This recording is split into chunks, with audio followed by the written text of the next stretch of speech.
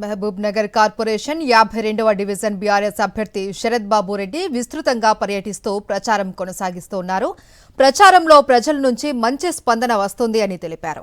నగరంలో 10 ఏళ్ల బీఆర్ఎస్ పాలనలో జరిగిన అభివృద్ధి తప్ప కాంగ్రెస్ అధికారంలోకి వచ్చాక ఒక్క పని కూడా జరగలేదు అన్నారు. మళ్లీ నగరంలో నీటి కష్టాలు మొదలయ్యాయని విమర్శించారు. ఈసారి మహబూబ్ నగర్ కార్పొరేషన్పై గులాబీ జెండా ఎగరటం ఖాయమన్నారు శరత్ బాబు రెడ్డి. ప్రజల నుంచి మంచి స్పందన ఉందండి.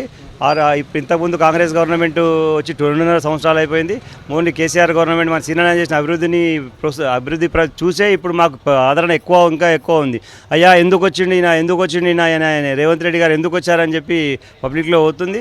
మళ్ళీ మా తాతనే కావాలి, మా కేసీఆర్ కావాలి, మా సీనియర్నే కావాలి. కొంతమంది చాలామంది ఏమంటారు వృద్ధులు చాలామంది బాధపడ్డారు. 140 కోట్లు 150 కోట్లు శాంక్షన్ సీనియర్ పీరియడ్లోనే శాంక్షన్ అయినాయి.